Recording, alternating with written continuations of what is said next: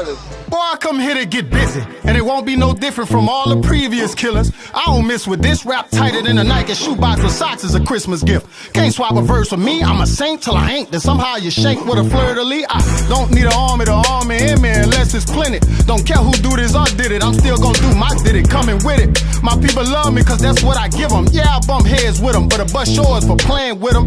I cut the line to get in front of who you thought was next. I'm usually humble about this, but this ain't the time for that. So as long as these rappers know it ain't safe trying to try me, then hey, les éléments en brûlés. You must not know I get out. I don't know what you come to do, but I come to do my thing.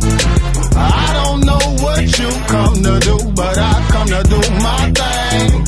Stop playing with me. All right, y'all. Welcome to Hanging with July and Will.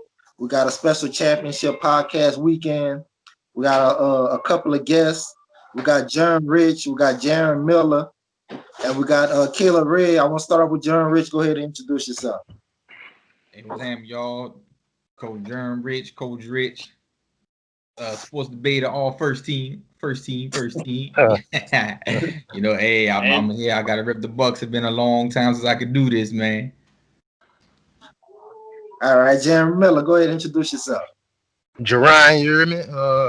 I'm a Saints fan. The dude that type in all caps, I ain't hollering. You hear me? I can't see that good. So you hear me? I type in all caps. That's what that's about. For sure. Of course, we got my dog Caleb Red. Go ahead and introduce yourself, Caleb Red. Oh man, you already know, man. The Troll Master is in this thing, man. I got one final treat for y'all, man. The Troll Master. All right. Hit the Sean Payton on y'all trash ass. Yeah. Take this trash off. Right. Yeah. Of course, we got my co-host Will. You can't see him right now, but he holding it down. What's up, Will? Yeah, bro. I just want to say, man, Jaron, don't shortchange yourself, dog. You was also co-male debater of the year, big dog. Look, that boy Jerron, man. Hey, look, that boy be in all caps. You know what I'm saying? That's just that man explosive. That's all it is. Like, you explosive. Yeah. You gotta type it all caps, man. Tell them boys get up off you, bro. Caleb Red. Yes, sir, my brother. Say, bro. Say, y'all better win, bro. You know what I'm saying? Yeah, man. Y'all better win. I got my suit laid out, son. But yeah, man, y'all do y'all thing. Yes, sir. Before we hop into the topics, I want to throw a little curveball at y'all because I think this is a very important topic. Y'all boy Drew Brees had a hell of a career. Top 10 all-time quarterback, greatest of all time, top 10 definitely. I got him at around 7 or 8. Him and Aaron Rodgers flipping back and forth, but he around 7 and 8. He said that he could play a couple of more years. Do y'all think? I'm gonna start off with you on this one, Jaron Rich. Do you think Drew Brees should come back for another year? I don't think he should, man. As far as accomplishments, man, the only thing he ain't accomplished is an MVP, and he not gonna get that. So he really ain't got nothing left to play for, man. He brought the Saints a Super Bowl. He basically the mayor of New Orleans.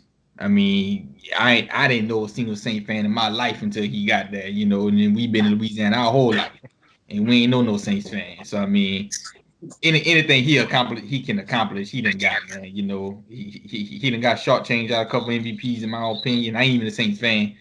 I hate the Saints, matter of fact, but I can admit he definitely should have at least 1 or 2 MVPs in his trophy case right now. But nah, I mean, he can't do the things that he used to do with that passing game, and all he gonna do is make people forget how great he was if he try to hang around. All right. And what you think about Brees coming back for another year, Caleb Red? Personally, Drew Brees went out very, very sad. You know, I mean, like, I personally feel that Drew Brees threw that game in the, because the way how he was playing, it was, it wasn't like him. But for him to go out sad like that, all before then he was like, oh yeah, man, this is this is the last year. This is it, whatever, right? But then he had that bad game, and then instantly he started to feel bad. He was like, "Man, bro, I I gotta come back." But truthfully, I would not come back. Big because like how that germ said, his arm is not the same, and this and that. Like things that he do beyond this year, it just may discredit him, and then it will bump him down versus him going upwards. But if he does come back, I think that he would go to either New Orleans. If he takes a pay cut, you just may very well see him in either New England, Oh my gosh, we need to go swimming. the Colts, or I'll even throw out a wild one, Miami. All right. Well, I'm gonna get my take on it right quick before I get in you, Jerron. I actually disagree. I don't think anything Drew Brees could do could actually move him back unless somebody pass him up, like Patrick Mahomes, or if you got Aaron Rodgers behind him, Josh Allen. I don't think he could do anything to actually move him back. But as far as him coming back, I think Drew Brees wanted to retire a couple of years ago when the Rams beat him in the conference championship. I think if they would have won a Super Bowl that year, I think he would have retired that year. But I think he just gotta face the fact that everybody can't retire like Ray Lewis, John Elway. Everybody can retire on top. I don't think he should come back another year. What you think, Jerron? Man, he need to hang it up. After seeing those plays with AK getting open on a swing, and then the other one that Caleb brought it to my attention. The dude look like he throwing a game, look like he point shaving up there. He gotta go, man. It's time for him to go, man. He did what he did. Yeah, he won a Super Bowl, but it's time for him to go, man. That's how I feel on it. All right, Wilk, what you think, Wilk? Man, look. First of all, I just want to say, just check my resume. Jerem said we're no Saints fans. You know what I'm saying? Holla at my dog, D-Sap, lifelong Bucks fan. I ain't know you did, man. I just ain't know you. I ain't know you. We been beefing on this topic. You know what I'm saying? I just wanted to get that out the way just in case, you know what I'm saying? I know a lot of people watch the podcast. They gonna know Big Wilco, man. That boy been a Saints fan, man. You know what I'm saying? That's the first thing. Yeah. Second thing, man, Drew gotta go, son. You know Yeah. what I'm saying? He gotta go. Like you're serving no purpose. You're serving no purpose, bro. Just go. You already got a contract with the little network, man. Get out of there. It ain't nothing you can do. That's going. I don't think there's really nothing he can do besides win a Super Bowl that can improve upon his legacy, and that ain't finna happen. You know what I'm saying? Yeah. Right. That ain't about to happen. So I mean, Drew gotta go, bro. That's just my little opinion. I ain't gonna talk too much on it. You know what I'm saying? We'll holler at you, Cutting. All right. So we just had to get that out the way. Had to talk about that topic. So we're gonna get into this AFC and NFC championship. The first matchup I want to talk about. The Kansas City Chiefs versus the Buffalo Bills. It's an interesting stat I heard on. I think I was listening to Colin. Yeah, I was listening to Colin Coward. And he said since week 12, Kansas City red zone offense has been number 26, and Buffalo red zone defense been number 1 since week 12. I'm gonna start off with you on this one, Gerard. What you think about the Patrick Mahomes and Josh Allen matchup coming into this AFC Championship game? I think Josh gonna pull it through. The Bills actually my Super Bowl pick, so I feel like that defense. If Trey White do what he need to do on Hill, and everybody else do their part on the defense. See, Pat, I knew they were gonna let Pat come back. They talking about their concussion and all that. I've been knew they were gonna let that slide. Yeah, I wasn't even hearing that. You hear me? They were trying to bring him back in the same game, so y'all knew they were gonna bring him back next week. But I feel like the Bills gonna pull it out. It is I don't know, man. That team good. Even though, and I think that was Caleb. who brought up about the 32 rushing yards. He said the last two teams that did that in a playoff game went on to win a Super Bowl, and that's another that confirmed it for me. So I feel like the Bills gonna pull that one off. All right, Wilk, I want to hear from you next. Wilk, what you think about this matchup? Is Wilk on? All right, Jaron, we're gonna skip to you, Jaron. What you think about this matchup? I'm on. I'm rolling with the Chiefs on it, man. Is one, I'm always roll with the experience. They done been there, did that. It's nothing new to them. Mahomes, if they letting them play, he gonna be Mahomes. Uh, it's gonna take everything right for the Bills. It's gonna take everything right to happen for the Bills to pull that one out. Uh, Whereas the Chiefs got that type of team where if something ain't hitting on something, they so good across the board where something else could pick up for it. You know what I'm saying? Josh Allen gonna have to play damn near a perfect game. If he ain't perfect, I don't think their defense can slow down Kansas City offense enough for him not to be perfect. Um, it's gonna be a nice matchup with Tyreek Hill and White, but the Chiefs got so much weapons. I can run with Tyreek down the field all I want, and they're still stretching the field for me. They're still opening up everything underneath. I still got Kelsey Eaton. I still got Edwards, Watkins. They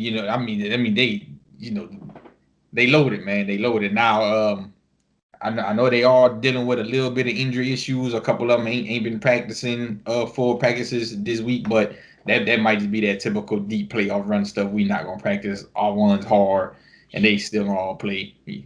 So I'm not gonna put too much stock into that. But yeah, I just think the Bills got one more year to gel together, learn together, and then you know they might could get it then. All right, well, I'm gonna come back to you, Wilk. What's your thoughts? Hey man, look, we got two young quarterbacks. I will say the game is in good hands, man. You got some great quarterbacks leaving, man, and you got these two guys along with some other quarterbacks, man, that's rising up. I think it's gonna be a great matchup. Both of them dangerous when they get outside the pocket. Both of them got great number one receivers like in Tyreek Hill for Mahomes, and then you got Diggs on the other side. Both of them explosive, man. I think what it's gonna come down to is that like Kelsey about to eat, bro. Cause I don't think they're gonna defend Kelsey the right way. Now, if I'm the Bills coaching staff, and I'm not saying that I know more than what they know, I think your best person to try to, I ain't gonna say stop, but contain Kelsey would probably be Edmonds, dog. Edmonds 6'5", the dude fast and physical. You know what I'm saying? You try to get contact on that boy off the line, and I mean I think he can. I ain't gonna say he can necessarily run with Kelsey, man, but I think he give you a better option than trying to put a small safety on him or something. But we'll see, bro. I just think the Chiefs and Andy Reid, it's just too much to overcome, man, for that team. I know people say Buffalo has the defense, but I don't know, man. Patrick Mahomes something serious, bro.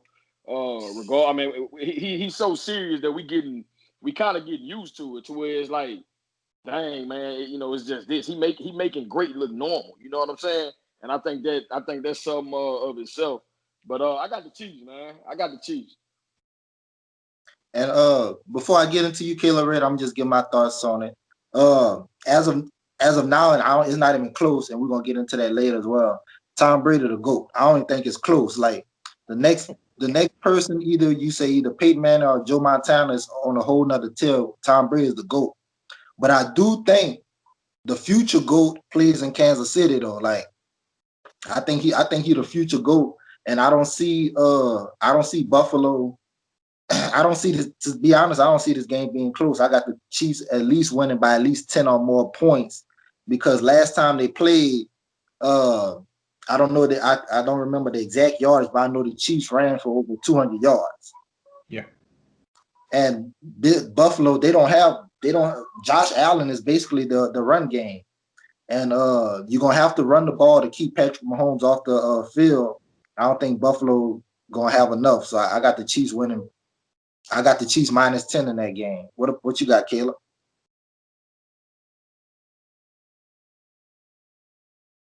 Mute. My bad. I got the Chiefs winning it, but like something tells me you know like deep down inside that like Buffalo just may win the game just by passing, and like that's like that's kind of weird, but like I mean like Buffalo is pretty much due to have a great running game. Not even with like Josh Allen, like Devin, Devin, if that Singletary can, like give them about like 60 something rushing yards, that just may be the X factor needed to actually push them forward. Because like throughout the whole season, bro, Buffalo has not been a very good rushing team. Now that like defensively, they can get after the passer, but like they have to keep their pocket closed. If not, Mahomes will, like scamper off and like do his thing. But now my question is, like Mahomes had the concussion, and then he also had that foot injury. How how how much can he actually move around still? Because like if that he can't, Buffalo just may treat him the same way that they treated Lamar last week, and like they just may bottle him up. I think that Edmonds will limit Kelsey to about like 6 catches of about like 70 yards. You do that, the Chiefs are not winning because I have a I feel that Tre'Davious White just may lock up Hill possibly, but for the Chiefs, I think that Hardman may have a very big game too. So I'm gonna go with Chiefs on let's say like a 4-point victory. 4-point victory. I want to touch on the White and Hill thing first. The last game I got it right here. The last game they played, Hill only had 3 catches for 20 yards. So White is one of the best cornerbacks in the league, if not the best. You know what I'm saying? So he definitely gonna do a good job on Hill. But that's what I'm saying, that Kansas City got so much weapons. You can take Hill out the game plan. He's still gonna stretch the field. He's still gonna open up your defense, and everybody else is underneath. Plus, the last time they played him, Sammy Watkins didn't even play. He wasn't even there. So it's so much to cover with Kansas City, and the Bills got one of the best defense in the league too. And I mean, if anybody can stop them, it would be them. I just think it's just so much you have to do right. Like I say, it's a perfect game you got to play, because although we talk about the Chiefs' offense all the time, talk about all the offense all the time, their defense is far from terrible, very far from terrible. They got a real solid defense. So I mean, it's and we've seen it all year, man. Like, you can't make mistakes against them. You can't make mistakes against them. Okay. And as far as that Tre'Davious White holding Hill to 20 yards, I mean, did Hill really have to have a good game that game? Like I just said, the Chiefs ran for over 200 yards. Right. You got so many weapons, man. You take one of them out, and y'all still got 4 more who gonna do their thing, man. It's crazy offense, man. Now then, Clyde did practice too now, so like he was a limited practice, so like he will suit up, and can he reproduce the same game again? Very possibly so. He had a good game. Very possibly so. Hey, look, I can jump back in there. Y'all boys said a lot. Y'all boys said a lot, man. Look, let me jump back in there. So first of all, man, look, 3 catches for 20 yards. That's fair. That's very, very fair. But I remember that game because it drove me on fantasy. You know what I'm saying? I was going against Clyde. It was a lot of that game. Buffalo was playing coverage. They was playing 2 high safeties to they made sure that Hill was not gonna get behind the defense. I don't know, dog. Tyreek Hill strikes me as one of those guys. I don't think you can really I don't want to say that you can really like not lock up or anything like that. He's so explosive that you can give it to him on a screen pass. He can take it to the crib. You know what I'm saying? So Right. I think that was one of those one-off type of games with where Andy Reid was just like, all right, cool, y'all gonna dare me to run it? I'm gonna run it. You know what I'm saying? So nobody think I'm gonna run it. I'm gonna run that thing. I think the Chiefs gonna win by 2 touchdowns, bro. That's just me. Gotcha. Anybody else got some final thoughts on that take? If that Buffalo plays great run defense like they did last week, it's very possible that like it'll be a shootout. But Yeah. All right. Well, before let's go ahead and get into this next topic. Before we actually pick the Green Bay and Bucks picks, I actually want to talk about Aaron Rodgers and Tom Brady. It's been a pretty popular topic between Aaron Rodgers and Tom Brady. It's like that's all you're hearing about. But the question I want to ask is first is about Aaron Rodgers, and then we're gonna get into Tom Brady.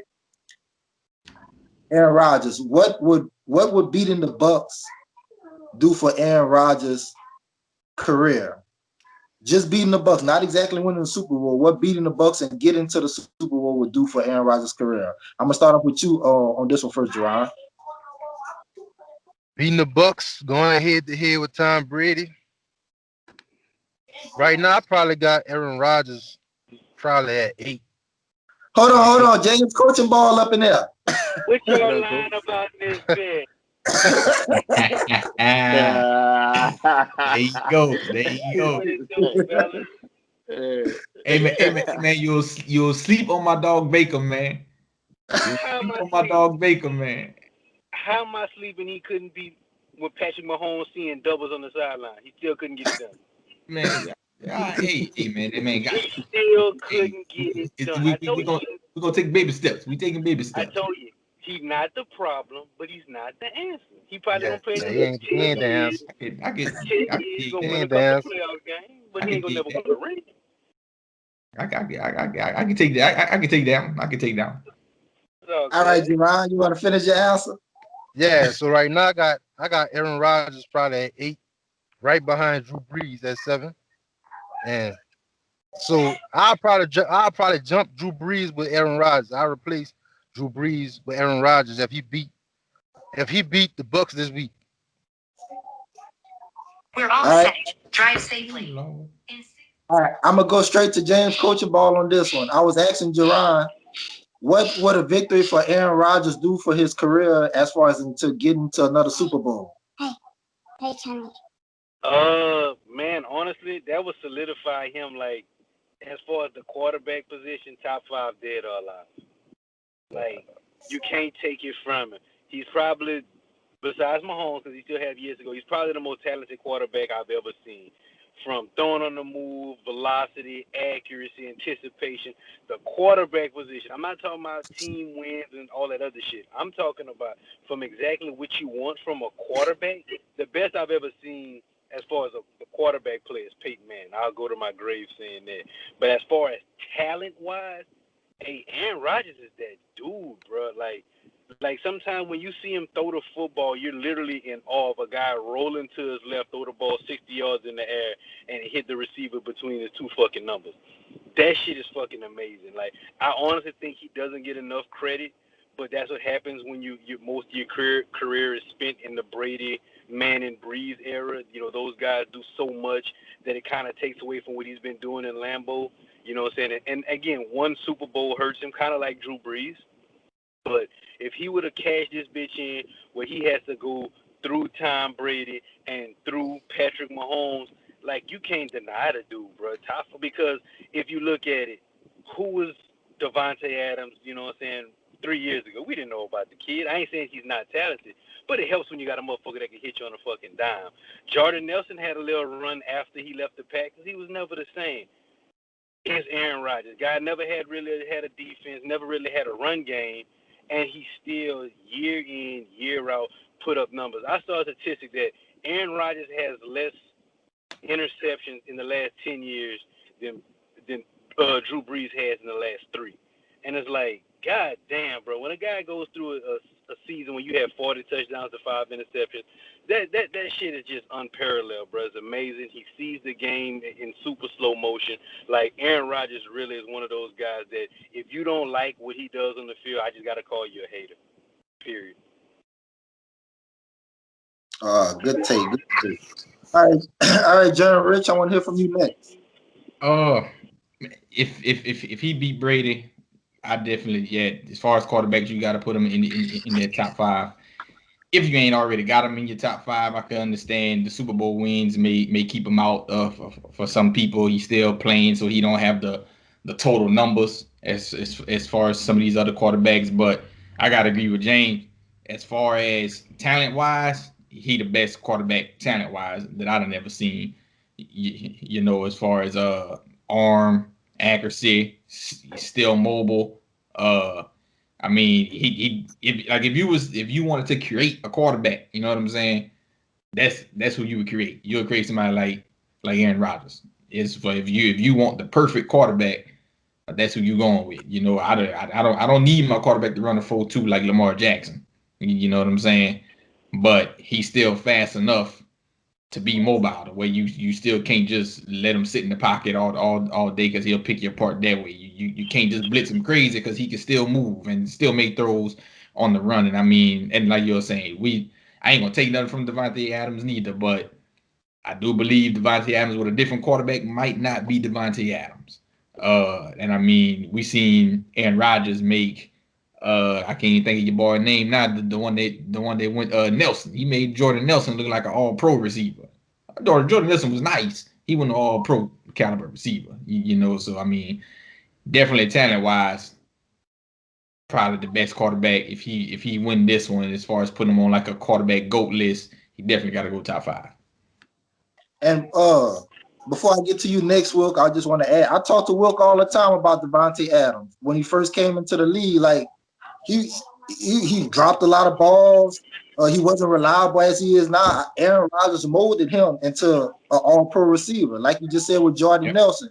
Jordan Nelson never won all-pro, even though he led the league in receiving touchdowns, but he was an all-pro caliber receiver.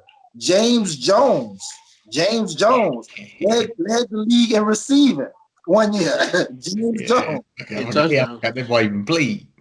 That's what I'm saying. He led the league in receiving. Like this dude, like Drew Brees, like him and Drew Brees stand toe to toe. When I say they mold their receivers, like him, that's what I like about him and Drew Brees. Like they literally mold their receivers. They never had receivers like Julio Jones or Calvin Johnson, or receivers like Mike Evans. Top first round caliber receivers. They never had those type of caliber receivers. That's why if Aaron Rodgers do beat Tom Brady and at least get to the Super Bowl to play Patrick Mahomes, I got him top 5 as well. Okay. All right, Wilk, what you got? I already got him top 5, so beating Brady really ain't gonna be able to, you know what I'm saying, pretty much higher than that for me. It's gonna take that Super Bowl. I got a lot of respect for Aaron Rodgers, bro. Like I thought the man was fake, son. Like during his prime years, I thought he was fake. Like it was literally nothing he couldn't do. Like as a quarterback, from the quarterback perspective, film preparation, could make every throw. Man, Aaron Rodgers, he'll flick the ball, man, just flick of the wrist. You know what I'm saying? You look up the ball 45 yards downfield on the money. You know what I'm saying? And you bring up how he can mold receivers. He made Jared Cook look better than what he was too. You know what I'm saying? Well, Jared Cook out there. So you know what I'm saying? So I got a lot of respect for Aaron Rodgers, and from a talent perspective, bro. Like both of the coaches already mentioned it, man. Like the man, it's ridiculous. Like the talent level is ridiculous. The 400 touchdowns, and he hasn't even thrown 100 interceptions yet. Correct? Yeah, he haven't even drawn 90. He didn't even get to 90 yet. Yep. I think it's like at 86. It's embarrassing. It's embarrassing. Like I'm just saying, like that speaks for itself right there, bro. Like you got over 400 touchdowns, you don't even have 90 interceptions. Yeah. Like that's unheard of. Like that makes no sense. You know what I mean? So for anybody that wants to discredit Aaron Rodgers, like you said, you're a hater. It's nothing you can really say negatively regarding this guy, dog. And it's not like he's making safe throws. That's the crazy thing about only having 80-something interceptions. He's a gunslinger. Right. Like he launching that thing. You know what I'm saying? Gas that bitch out. Hey, and he doing it for 8 games on Lambeau Field, man. Hey, You know come what I'm on, saying? man. Look, hey, don't interject, man. I was getting to that. I was getting to that. Like, I got a lot of respect for Drew Brees. I love Peyton Manning as well. Man, them boys benefiting from the dome, man. This man doing it outside 8 times a year at Lambeau, 1 time a year in Chicago. You know what I'm saying? I know he benefited on the road against Minnesota, playing in the dome at Minnesota. But this man is always outside in the cold. You know what I'm saying? Like, that makes no sense. It makes like you really can't. Like, if somebody told you that without knowing this man's numbers, that dog, I got a quarterback who threw for 400 touchdowns and not even 90 interceptions, and he play outside in the cold. Man, bro, get out my face, dog. You know what I'm saying? Like, come on, man. Nah, he's really unreal. He's that good. He's that good, bro. That's a creative player, and not to mention his choice of women not bad either. Yeah, I think he did that chick that played on Secret Life or something. Yeah, that bitch got some ass. Got some ass. Oh man. All right, Caleb. Last but not least, let's hear from you, my brother. All right. Whether that he wins or not, I mean, like, Rodgers never really had the same team as, like Peyton Manning did, or Drew Brees, or Tom Brady and stuff like that. I mean, like, those guys were all fortunate to at least have a running back. Like, the last decent running back before Jones was Eddie Lacy. Ooh. Since Put some then, respect in Eddie Lacy's name, though. Put some respect in Lacy's Yeah, name. he was nice. Man. I mean, man. man. Since then, bro, I mean, like, we just been struggling and struggling and stuff like that. So, like, let's look back at, like, Rodgers, right? He's like a 9-time Pro Bowler or something like that. A 3-time first team All Pro, soon to be 3-time MVP. The 2010 All Decades team. He has less than 90 picks. He like the fastest to do this and that. Like, I mean, like, like, it's time to cut off for all of the holding him back. I mean, like, Rodgers done this with, like, lesser time also, because like, he did sit the first 3 seasons behind Favre. And then after that, the legend just, like, told itself. So like, I really feel that once that Rodgers win this game, or, if or when that Rodgers win this game, I would put him top 5 and not number 5. I put him at least number 4. Now, then, like, is like, that number 5 spot would be between Brett Favre and Drew Brees. Like, honestly, that's like, that's just me. But, like, the thing that, like, Rodgers done, like, throughout all this time, he didn't really have no, like, this was the first season that Rodgers had an All-Pro receiver. Let's not forget about that there too. He been having like, these decent guys, whatever, but like, that was it. So I think that would make him leap from, like, number 8 or 9 to, like, the number 4 guy, and then with the Super Bowl win, he'll be right behind Peyton Manning. All right. And before I just wanted to add this to it. If y'all watch All the Smoke, make sure y'all check that out. They had a fire interview with Charles Woodson today. I watched the whole thing. Charles Woodson said after they Super Bowl, he said the defense and the coaching staff took Aaron Rodgers for granted. That was something I thought about. I always thought that, but I to hear it come out come out from a he said the defense, the coaching staff took Aaron Rodgers for granted. Basically, they'd be like, okay, we got Aaron Rodgers. We go out and win any game. And then we ran into New York and we found out like if Aaron Rodgers don't play an A+ game, the team is really just an average team. And that was that season we went 15-1, and Aaron Rodgers won his first MVP. We ran into New York, who eventually won the Super Bowl, and they pretty much manhandled us in Green Bay. Yeah. In those earlier Aaron Rodgers years, Charles Woodson came out of his mouth on the podcast, the defense and the coaching staff took Aaron Rodgers for granted. Hey, before we move on, man, I just want to throw this out there too.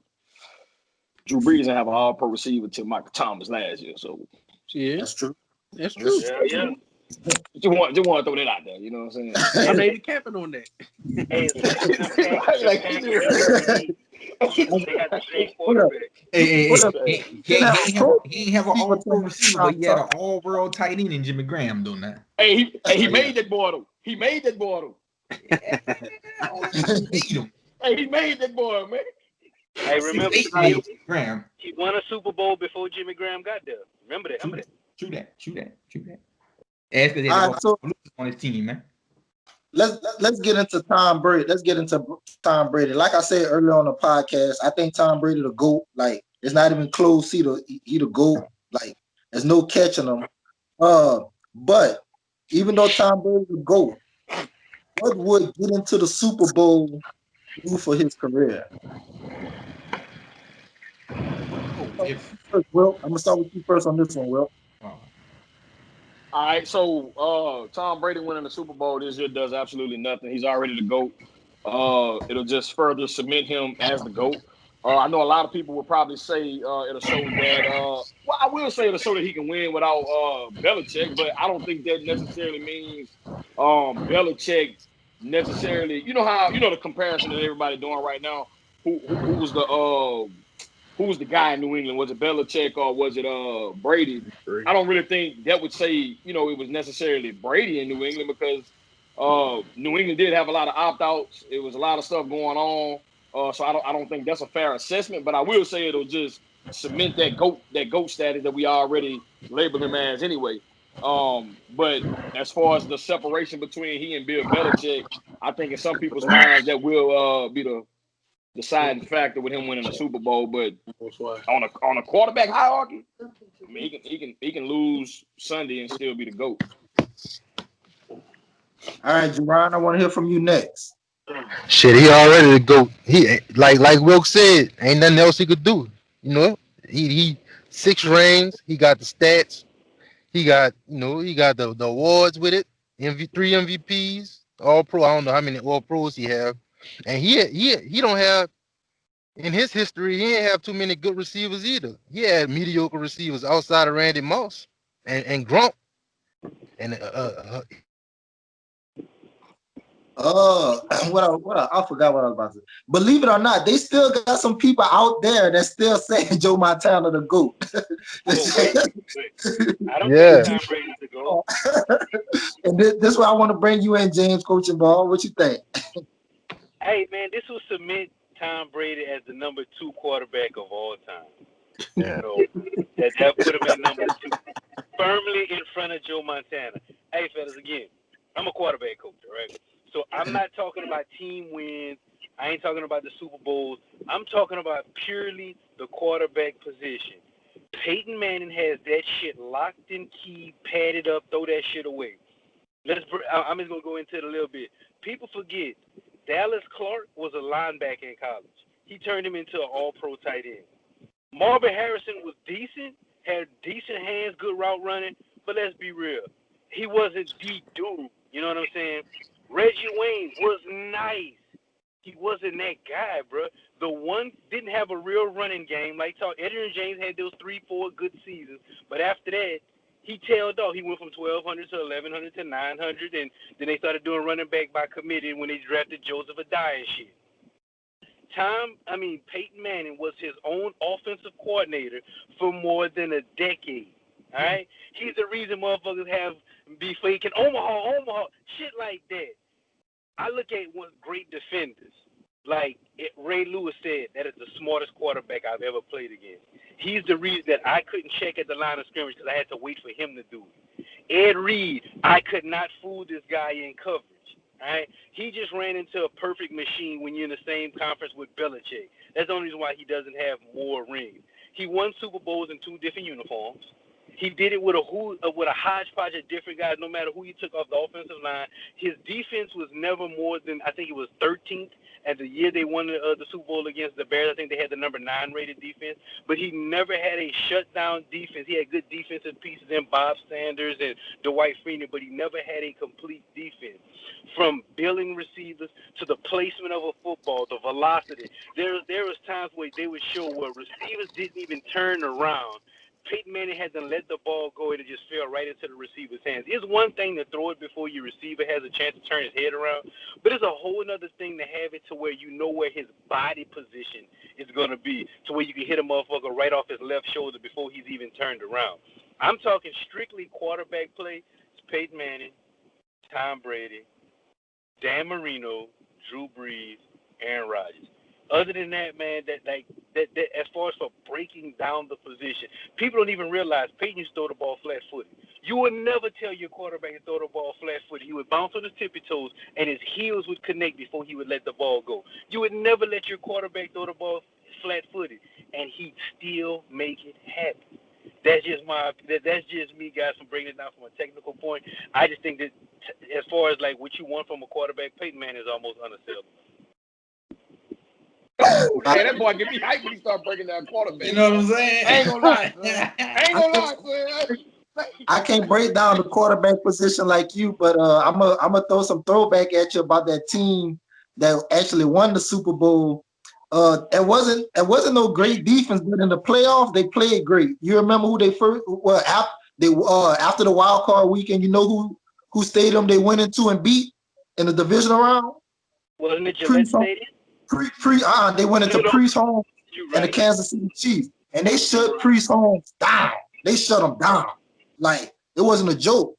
And then they went into and then they played the championship round in Indianapolis because there was the 3 seed and the Patriots was the 4 seed. Because the Patriots had to play San Diego, the 1 seed. So the Patriots had to go into Indianapolis, and we all thought the Patriots was gonna win because they had a big lead, but then the Colts just came storming back and won that game. But their defense actually played good in the playoffs, even against Chicago in the Super Bowl. I mean, I don't remember how many. Whoa, wait a minute. Let me stop you on that big bag. Can you name me the starting receiver for that Chiefs team? The starting receiver? Was Dwayne it that kickoff? One of them. Was it that kickoff return?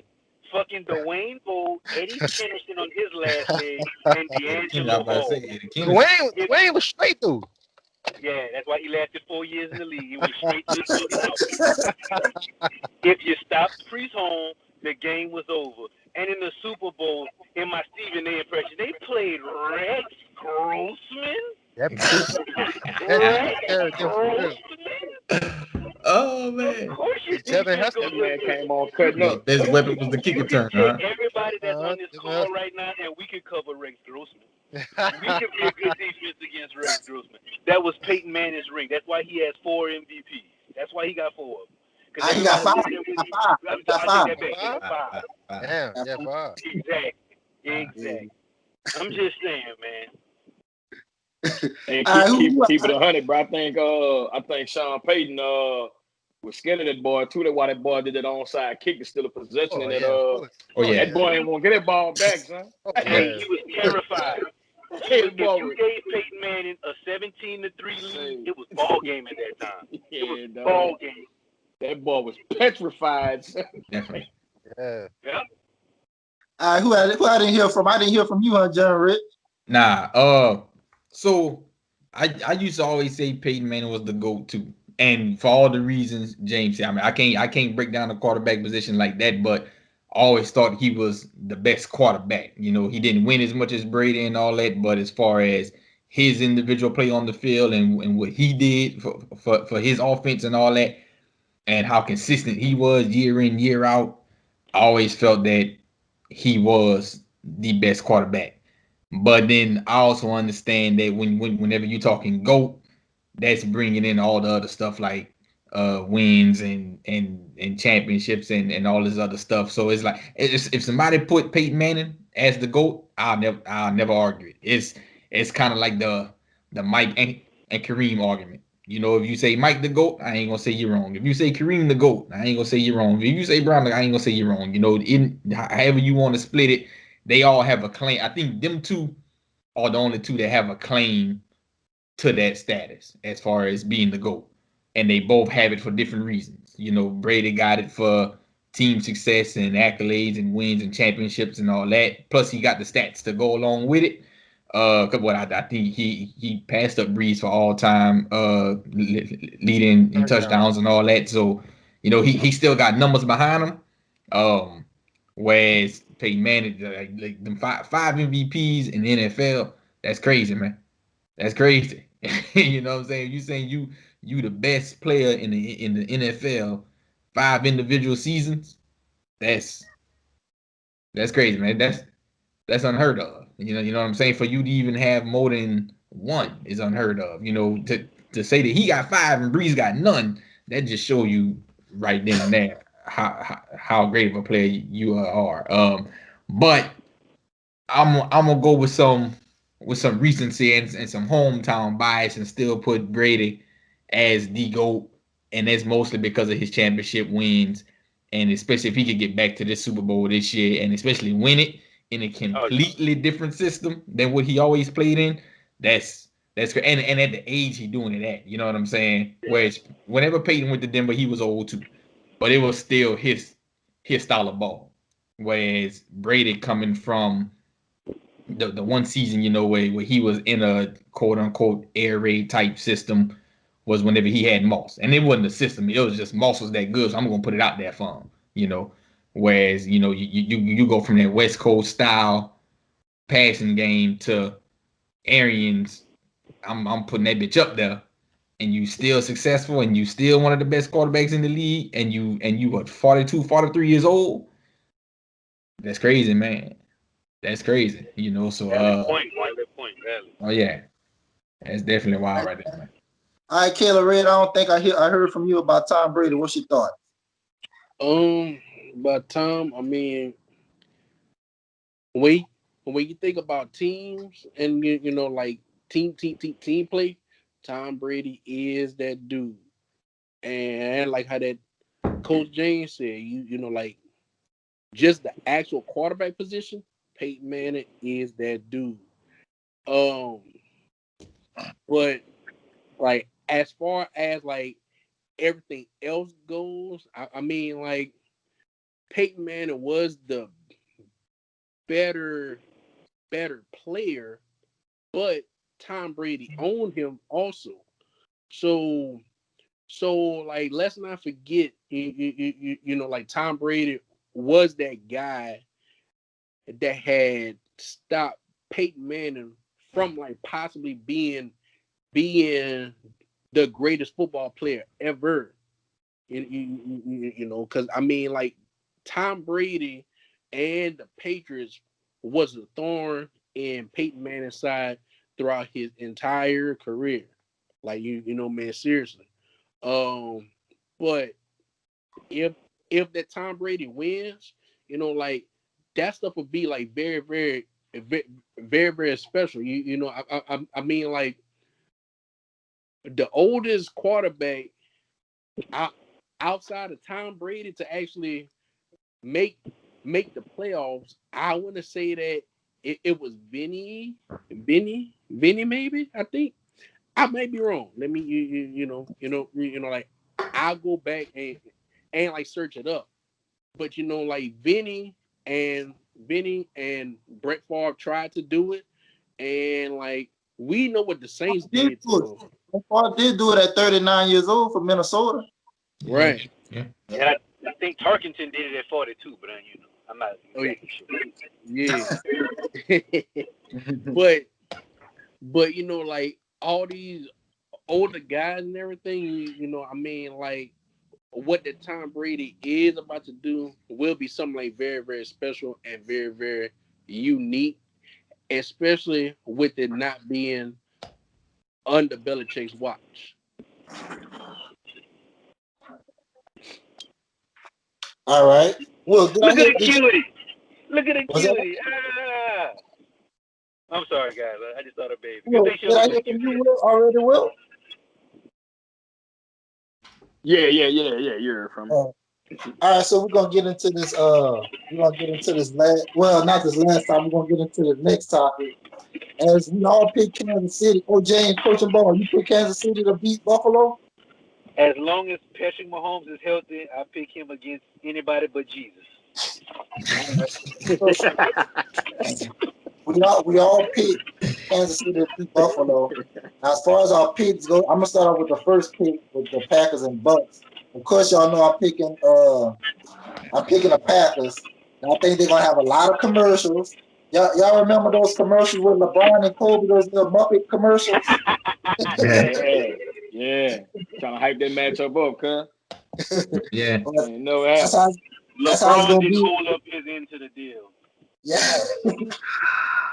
Sound like Drew Brees, man. Oh. Ah, Oh. But it's gonna be the same thing. I got the Packers winning. I got Aaron Rodgers having the ball last to give his team the last minute touchdown to win by 4 points. I got the Packers winning. I got the Packers -4. Let me hear from you first, Jerm. Let me hear from Jerm.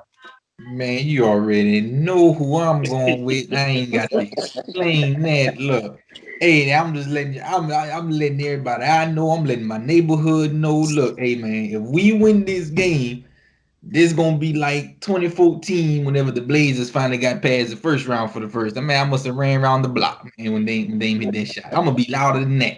I'm going to act a monkey. I'm wearing this shirt every day to school.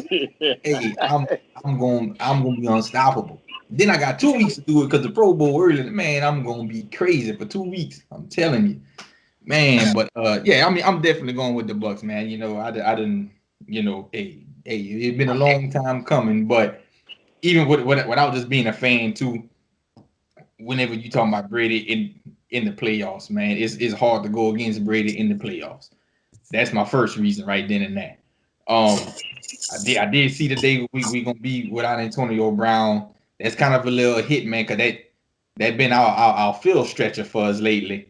But I mean, we still got Scotty Miller who just as fast as Antonio Brown. You know, now he might not garner the attention, so he might not affect the defense as much as he would. We got Johnson, who the little shifty receiver. So I mean, we still got some pieces that we can put in there to play him. Plus, we beat the Packers already, and Antonio Brown wasn't even on the team yet. So yeah, I'm just putting that out there. Hey, that don't matter, man. That don't matter. hey, you right because the Saints gave it to us 2 times. You know what I'm saying? So you're absolutely right about that. The pads really don't matter. But I feel the thing that may benefit us is the because of the weapons the Packers have. I feel that we can be a little more comfortable with our secondary and give Rodgers some different looks.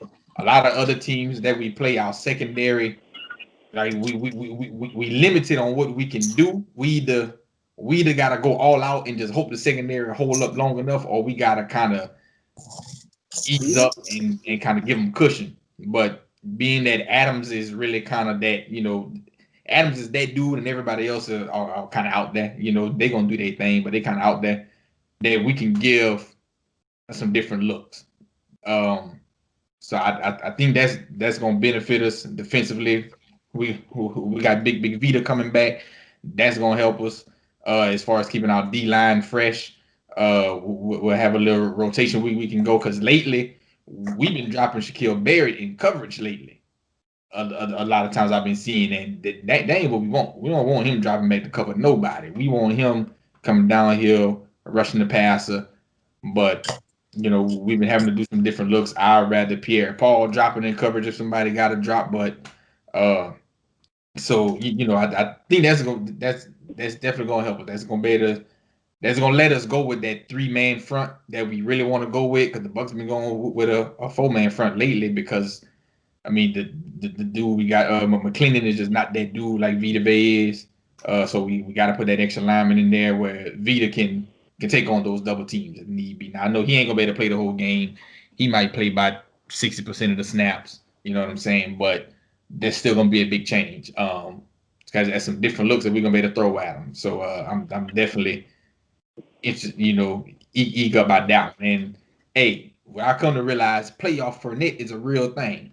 I ain't know that existed, man. Playoff Fournette is a real thing, man. So Oh man, hey man, 64 yards. Oh, That nigga's a hey, playoff yeah, 60 rushes. star. But he ain't dropped none of them passes like he was during the season, man. He did his Hey, thing on the receiving end too, though. Now he did his let, thing. let me Playoff let Paul me ask you George. something, John Rich. Let me And ask you something, John Rich. what you got? If y'all didn't know, I'm pretty sure y'all do know, but y'all didn't know. Y'all know Mike Vick was the first quarterback to come in Lambeau and beat us in the playoffs. Mike Vick. Sure And was. he said the reason they was able to do that. He said because the week before, and I listened to him this morning. I think he was on First Things First. He said the week before they played in 14-degree weather in Cleveland. Gotcha. Yeah, 14-degree weather. This was before you had to play. The last game was a divisional foe. He said the week before they played the Cleveland Browns in 14-degree weather, and he said the next game at Lambeau was 34 degrees. So he said his guys were able to get used to that cold, and they was able to beat us. So my thing is, you think Tampa Bay, Tom Brady, he got experience in the cold. Tom Brady, and another person who had experience in the cold was Antonio Brown, but he's not playing. So, John, I'm asking you, you think the weather is going to play a huge part? I think the only significant people on the team that might affect, Jones, Fournette, Mike Evans, Devin White, maybe. Now Jones, that's a lot of firepower that's affected. What the hell? It's a lot of. Well, we're not gonna have Jones and Fournette on the field at the same time, so that's gonna be a rotational thing. And they had more of a taking out position one bad player. horse for another. I can't hear you. I say, so you take out one bad horse and put in another. Well, I'm just toting the rock with them. I ain't worried about hard hands and throwing the ball and running routes. I'm just running downhill anyway. You know what I'm saying? But like you said, Brady played cold weather his whole career. Gronk cold weather his whole career. Levante David played at Nebraska. I mean, we got cats that come from some cold weather teams already. Remember, this is not a team that we've been having. We got cats who came around. I think Godwin is from Michigan as well, if I'm not mistaken. So I mean, we got some cats that's from some cold weather.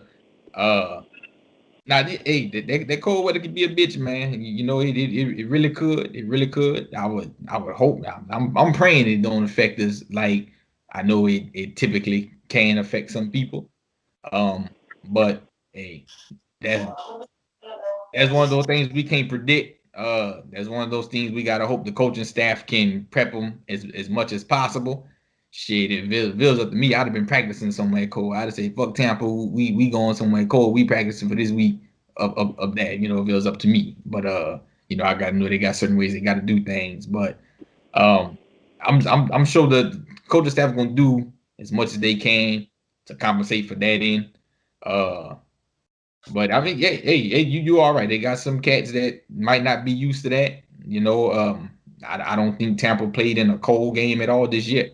Anytime they went up north, it wasn't bad weather. So they kind of skated around that. So it very well could be something that could affect some players. Hey, we gotta hope for the best on that. Shaquille Barrett come from Denver. He was in Denver, so I ain't worried about him. But it could affect some people. It could. all right, Wilk, I want to hear from you next, Wilk. Well, man, as far as the weather, man, you know what they say, bro. Defense and the run game travel. So if Tampa can run that ball, and if they can play defense, man, they should be all right. But I'm taking Green Bay, and not because I'm a Tampa Bay Buccaneers or Tom Brady hater, but I'm taking Green Bay, man, just because when of course I watched the Saints game. Jerry Cook, I I wish I was 6'6", 250. I'd whoop him, son. But I'm not. But that game changed the momentum. I get it. But the way Tampa was able to defend the Saints, man, they just sat on everything because they know we wasn't going deep. It's not happening with Aaron Rodgers. You got to defend the whole field. And I just think, man, I think them boys gonna come in with a nice little game plan, and they're gonna be able to execute. The cold weather will be a factor, not a huge factor like I think some people making it out to be, because I'm really a big believer in a defense and a run game traveling. I think Aaron Rodgers got it on his mind. He's very, very efficient. Tampa Bay, they do have the ability to get to the quarterback. I think I seen a stat out there. Well, how many times was Tom Brady? I mean, not Tom Brady, but Aaron Rodgers was sacked or something this year. It was 3 times versus Tampa when Tampa blew him out, wasn't it? Something like that. But Yeah, they sacked us 3 times. yeah, but coaching ball, James probably know more than me as far as the ins and the outs of the quarterback position. But I think if they can game plan to get that ball off quick, how they've been doing all year in Green Bay, they can negate that pass rush. Aaron Rodgers get the ball off extremely fast. You know what I mean? So it was very, very weird to even see him take 3 sacks against Tampa in that early season matchup. I think it's gonna be a real good game, a close game at that. And I think it can go either way. I'm just taking Green Bay, man. No offense, Jaron. No offense, D South. Yeah, man. Let me shout my boy South out too, bro. That boy, a lifelong Tampa fan. That boy Uncle played for the Bucks, man. Warren Sapp, that's his people. Okay. Yeah, bro. So, but that's all I got, man. I got the Packers, bro. But I really think if they game plan it the right way, Aaron Rodgers should be able to get that ball off quick, man, like he's been doing all year. He's a very, very efficient quarterback, man. So we'll just have to see. I ain't sleeping on Brady either, bro. All right, Jerron, let me hear from you next. See, I'm going with both of the teams that lost in the regular season. I got the Bills beating the Chiefs, and I got the Packers beating the Buccaneers. I got the Packers winning because I feel like Drew gave that game away last week. I've been saying it all week. Drew gave that game away. And Aaron Rodgers ain't gonna let that happen. He got a lot to prove. Caleb, you laughing, but I'm serious. But I feel like Aaron Rodgers got a lot to prove, man. He ain't gonna let that happen. And another big matchup is that guy. What that who that is? Davis, the cornerback. Whoever that is gonna be on Adams. I'm gonna be looking for that matchup. I'm looking at that one. That should be a good one. The one who held many times for 0 catches. Yeah, man. I don't care how hurt MT is. I think he top 5. I think he top 5. I think MT top 5. You hear me? So for him to stop him, to hold him to 0 catches, that's impressive. So I want to see that. I'm looking for that one. But I'm going with the Packers on this one. All right, Will, you want to respond to that? Hold on. Yeah, hold on, man. Hold on. I'm responding Kenny, man. Like, look, listen. You ain't gotta be petty and throw out that my dog ain't had no catches. Yeah. You know what I'm saying? You know what I'm saying? They sitting on the routes, man. They sitting on the route. Devontae Adams about to sauce that man up, though. Yeah. You know, he about to sauce that man up, bro. Devontae Adams might have a big game. I like Carlton Davis, though, but come on, man. Y'all ain't just finna, like, we eliminated, but y'all ain't finna just steamroll us, though. You know what I'm saying? Yeah. But Mike Thomas, he definitely top 5. He definitely top 5. Yeah. Who next? Caleb. Let me hear from you next, Caleb. Well, of course, y'all know that I'm picking Green Bay, and I'm gonna take them by 13. Whoa! Damn. This is my thing. All right. Throughout Rodgers' whole career, he's been the type of dude that would have a vendetta versus certain things or certain people. The Ndamukong Suh. Right, man. Look, that loss, Rodgers, he didn't really say too much because like he was like really, really mad about that. And so like I think that he, like he took it personal because like truthfully, the Packers did not prepare for the blitzing packages that like Todd Bowles had. You know, like he was, you know, like he was calling out, man. I mean, like the Bucks blitzed on like 46% of those defensive plays and everything, and like the Packers didn't have an answer to it. Robert Tyan, he was hurt, but then he came back. Bakhtiari, he got hurt, but then he had, you know, like stuff like that matters, but it really don't. Whenever the Packers did not prepare for the blitz, that's what really cost them the actual game the first time. Now I think that Vitavia may not be a problem because I feel that just like the same way how that I mean, like, despite the fact that Aaron Donald was hurt, I think that Elton Jenkins and Corey Linsley will hold down the middle. They will create some running lanes. Jamal Williams, watch out for him because like he been running like very, very hard. I think that he'll have a 60-yard game off of like 12 touches, whatever. Receiving wise, I think that Lazard, Adams, and Valdez-Scantling, they will show up, especially Valdez-Scantling. When it matters, hopefully that bum don't drop no damn pass. But I think that Adams will have his day, because like, he is very, very long overdue for like another big game. I have Adams catching 2 scores. But like, truthfully, I think that the defense with Rashawn Gary, Preston Smith, and Zadarius Smith and Kenny Clark, they will rattle Tom Brady. But it's down to ultimately Kevin King playing some good defense. I know that Brady will be targeting King if that he could have a solid outing and like shut down Evans, because I feel that Evans will be lining up on like his side mostly. I think that the Packers will win by 13. Also forcing Brady into 2 picks. All right. I'm gonna get to you last. I'm gonna hear from you, James Coaching Ball. What you got?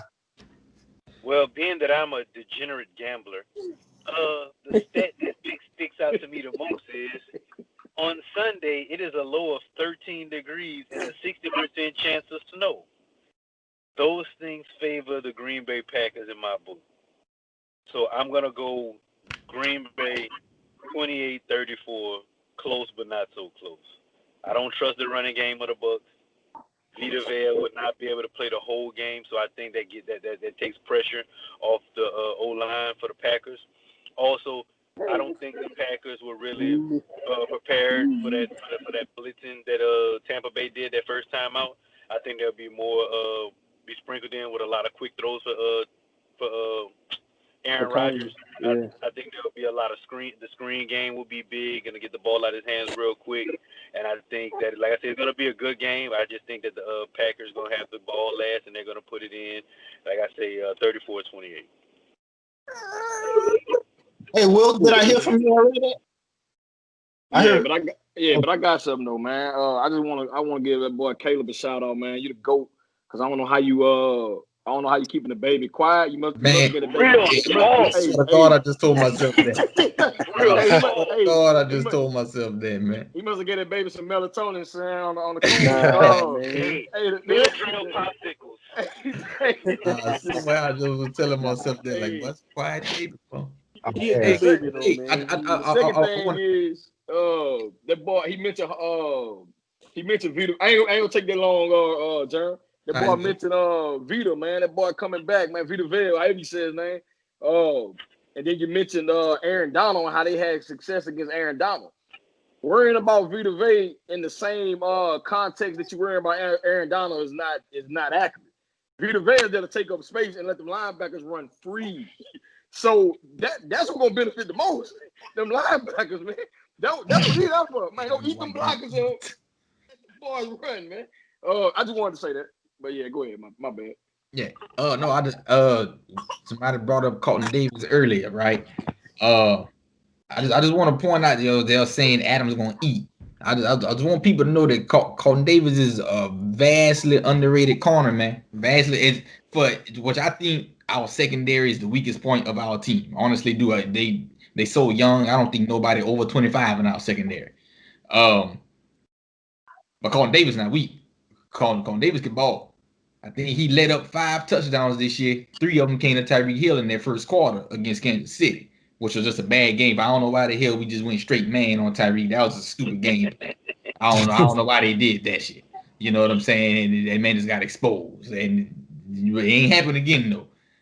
Of course, I doubt that's going to be the game plan against Adams. But even if they do go with, straight man coverage like that, Adams is nice. But he ain't Tyreek Hill, though. He ain't got that type of explosiveness to him. So that's not going to be the issue. So, I mean, outside of that one bad game, man, Colton Davis been real solid all year. I think he number 2 or number 3 in passes defended for the past 2 seasons. Past 2 years. He 2 or 3 in the entire league for passes broken up. So when he around the ball, he making a play on it, man. He ain't gonna let you bring it in easy. Now Adams is great at creating separation. So I mean it's a matchup I'm eager to see, man. I think a lot of Adams got the name, he got the spotlight going in. He the all-pro receiver, leading touchdowns, all that. But I think people real sleep on Colton Davis, man, and his ability to cover, man. Murphy Bunting too. I'm sorry. The rest of our secondary ain't hitting no shit, in my opinion. Antoine Winfield, nice. He's still a rookie. He gonna make rookie mistakes. I think the thing that's gonna hurt us, that we gonna have to find a way to work around, is Bunting being out. I don't think he gonna play next game. He limited all week, and we got that little backup. I can't even remember his name, but I remember as soon as he got in the game, the Saints threw his way and he got toast. I can't even Crockwell or some shit like that. So if we still going with that nickel back in all the time, that definitely might hurt us. But if Bunting is good to go and he's straight at that nickel spot, and we got Davis locked up on Adams, man, yeah, I like that matchup. I like it. All right. Any final thoughts on that? The Packers and Tampa Bay game. Go Pack, go. I heard that like Whitfield might not be playing also too. That's what I heard. Oh, we got a lot of people that's. I think a bunch of people just ain't practicing full. They going into that game. You got to keep them fresh. You know how it go. Murphy Bunting is playing though. He playing? Yeah.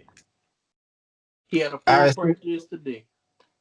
Well, all right, so for our last segment, what we're gonna basically do is we just gonna give our final thoughts about anything that's going on in the sports world.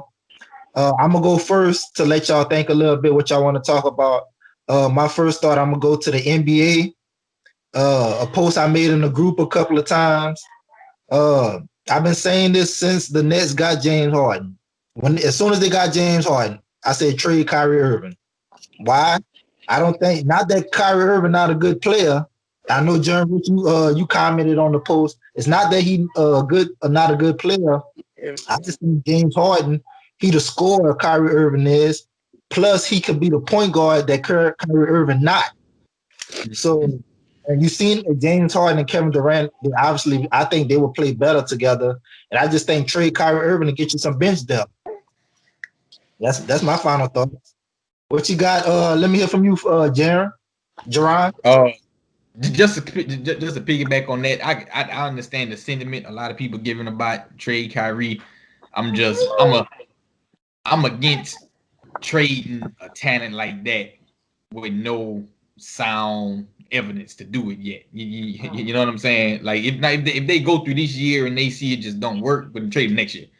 But with 3 dudes like that, you could arguably say Kyrie a top 10 player too. I don't think he is, but he definitely a top 15 player. 3 top 15 players, we ain't seen that since the Heatles. You know what I'm saying? You got to ride out with it. You know what I'm saying?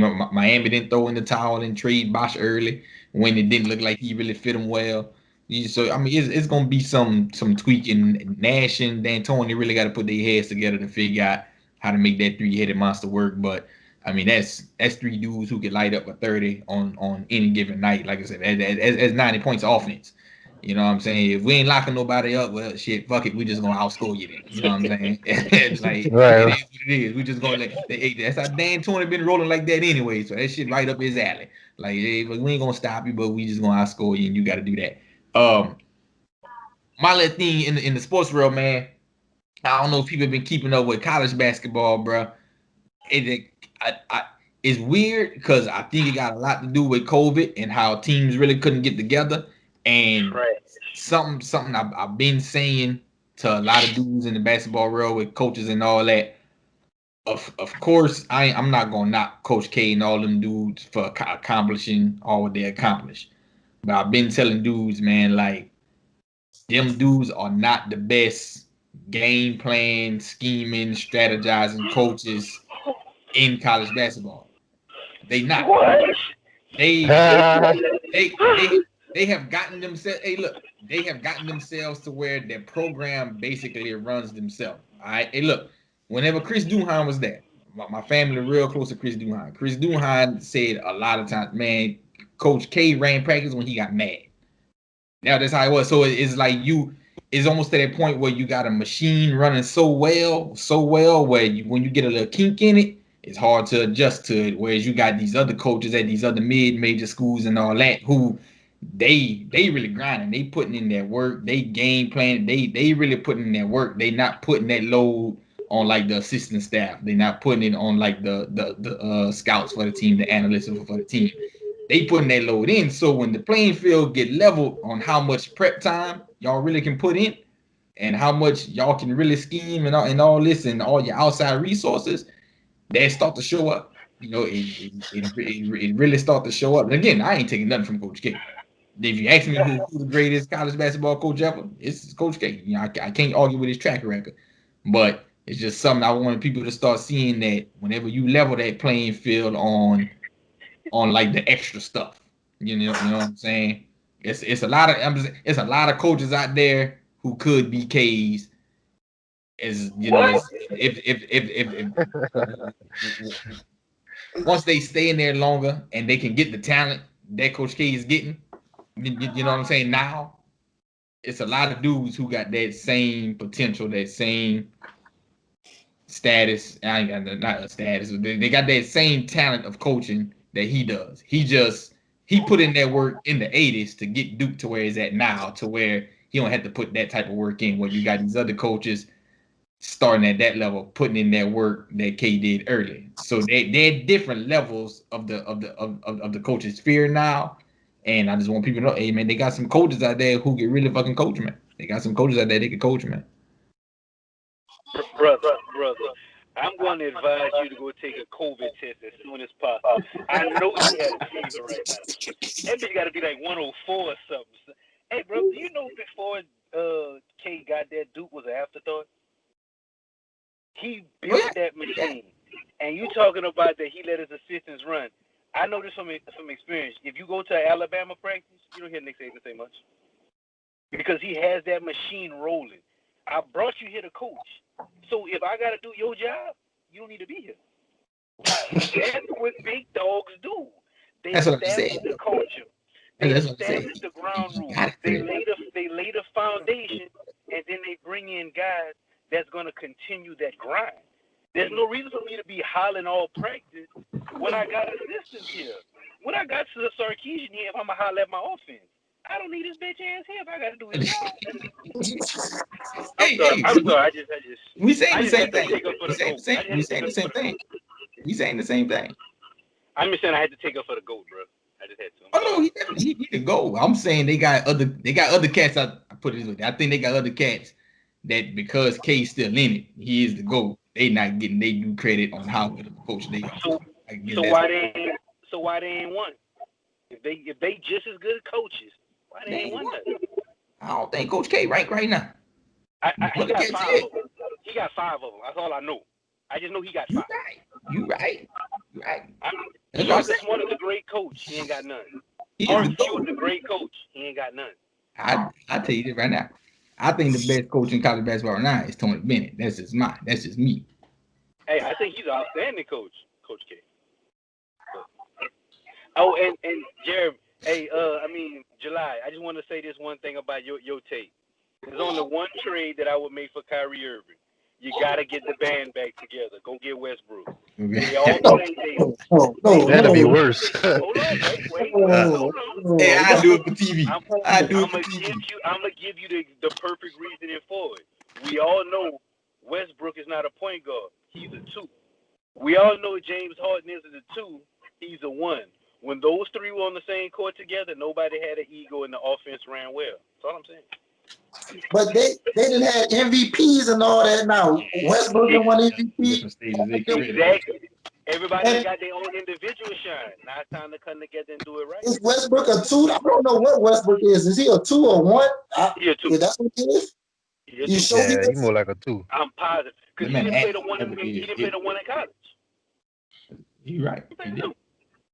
But what I was gonna say, hey, to jump on y'all college thing, I just wanted to throw my coach out there. What coach started winning with freshmen? What was one of the first coaches to win with a freshman superstar and a freshman co-star? So shout out to Jim Boeheim, baby. Shout out to Syracuse. That's what I'm talking about. All right, Will, what's your final thoughts, Will? All right, man. Since I'm a realist, you got a lot of delusional fans out there. Saying like the Saints going 15-1, 14-2, 13-3 next year. I don't think we about to have a losing record, but we over 100 mil. You know what I'm saying? Yeah. Like don't sleep that we over 100 mil of the cap. Like boys is out here talking like we just finna bring everybody back. Nah, cause it don't work like that. Hey, Bucks in that same boat, my brother. Not 100 mil.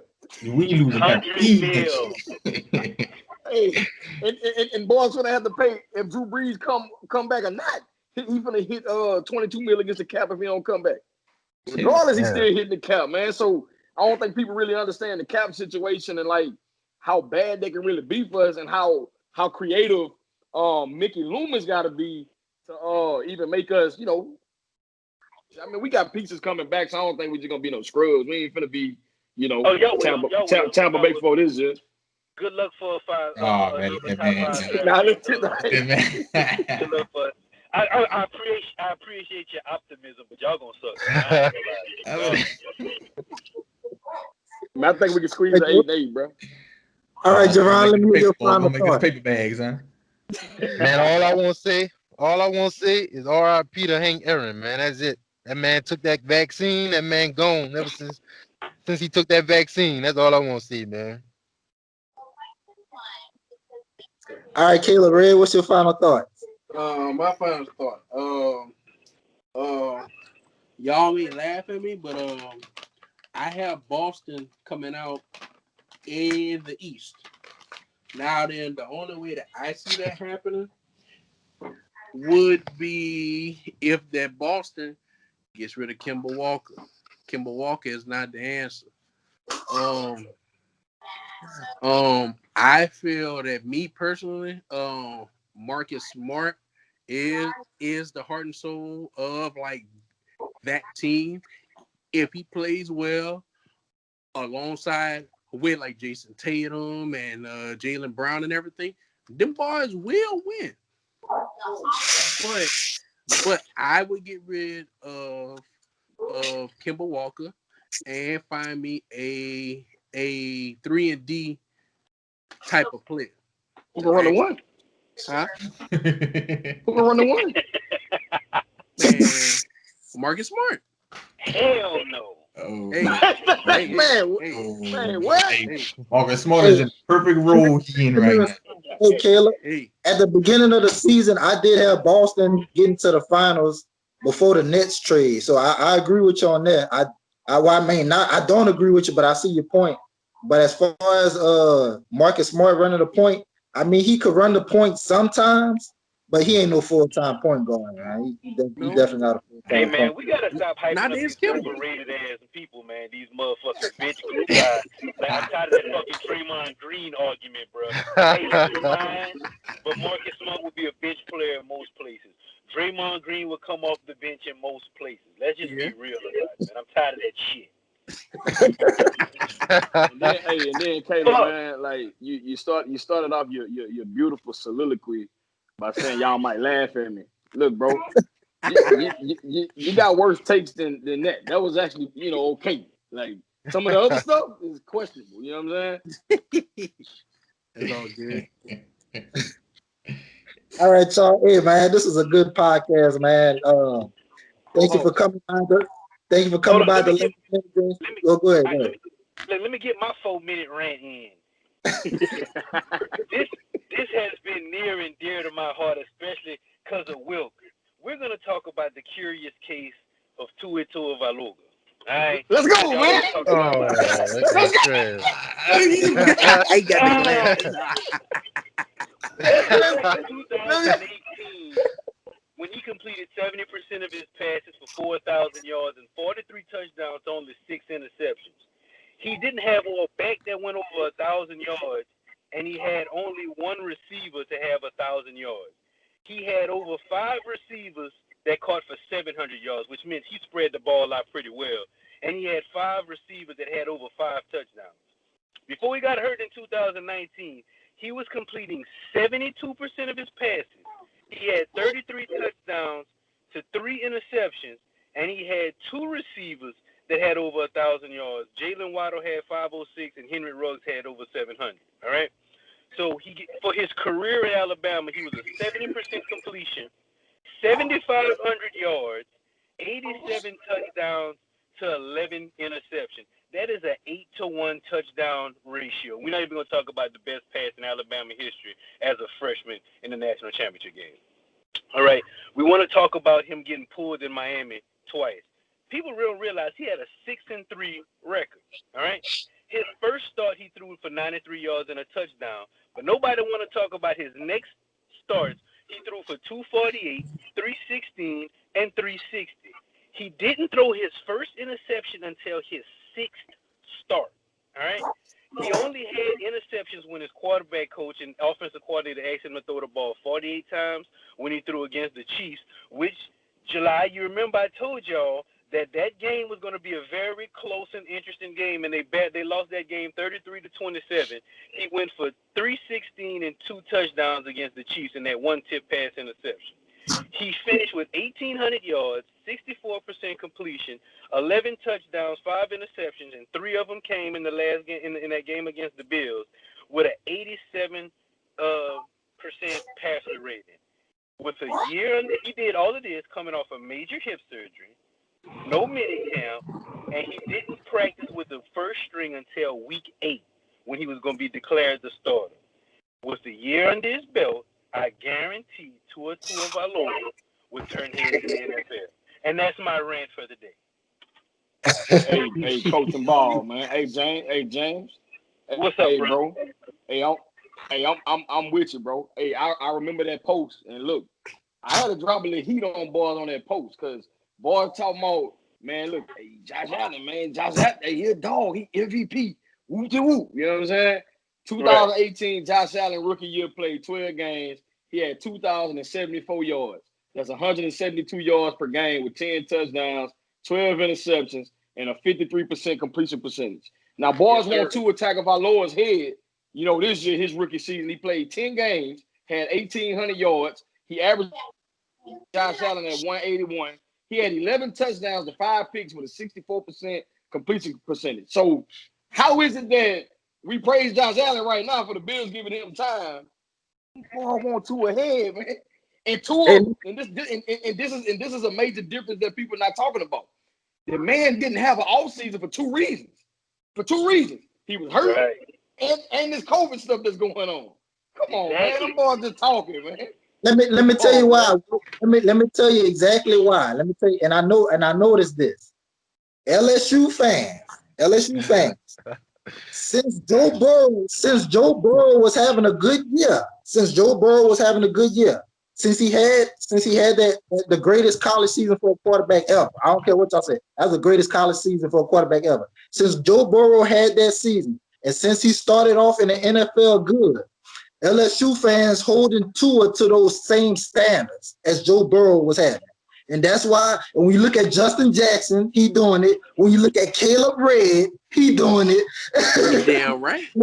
They holding Tua to those same expectations because Joe Burrow was having a great year before he got hurt. Go ahead, bro. July, you gotta understand the LSU fans' plight. When that blind squirrel finally gets a nut, that's all he got. He finally got one. Like, oh God, what do I do? Hey, Well, that boy Justin. Go ahead. That boy Justin don't like Tua. No, but he on that Wentz wagon. Yeah. Oh, man, that man love Wentz. Okay. And look, you can go, Caleb. Man, I just got to throw one thing out there, man. Be honest with you, I forgot though. You know what I'm saying? So you can go. Well, it's not that I don't like Tua. I just think that Tua cannot throw the ball deep, and that's my biggest thing on him. Because like most of his passes back in college, they were just like the same passes that like Drew Brees was throwing. Timing right. Nope. 9.8 air yardage. Huh? 9.8 yards air yardage per throw. He had 4 receivers that ran 4.3 or better. He was throwing the ball deep, bro. That's a misconception. Well, but then again, that's different though. You know, like you had the best of the best like receivers there. Now then once that you get here, you pretty much doing the same thing. Devontae Parker, he was hurt. Okay. Grant, he was hurt too. Like I mean, like I'm sorry, he was really Jordan didn't Jefferson have not nobody an else to actually throw to. Huh? Was Jordan Jefferson not an All-Pro? Didn't Joe Burrow was throwing to him? He had the best of the best. Right. But so how you hold that against Tua? But man, look, Hey, I James, think that Tua bro. can actually throw the ball. That's just me. That's me. Hey, tell me which receiving corps in the NFL had the least the least separation. Who do you think it is? That was probably the Baltimore Ravens. It was the Dolphins. Oh, they had somebody worse than the Ravens? Oh my God. Hey, I want to say, hey, look, if I'm wrong, I'm wrong. I want to say it was the Dolphins, dog. So if them boys can't get a separation, what you want the man to do? Just throw it out there? You want to be like James? With James Yep. Just 30 for 30, yeah. And that's the thing people don't like about Tua. He's not going to turn the ball over. Tua would rather take a sack than put his defense in a bad position by throwing an interception. That's what smart quarterbacks do. I will eat this sack than to put my defense on the field having to defend a short field.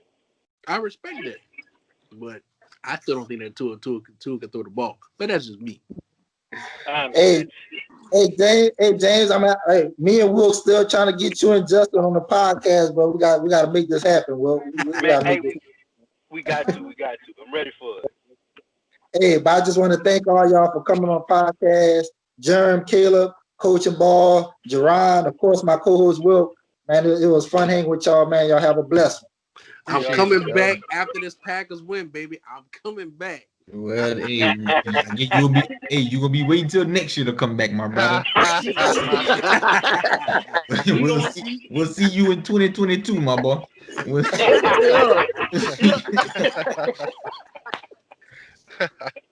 All right, bro. Y'all be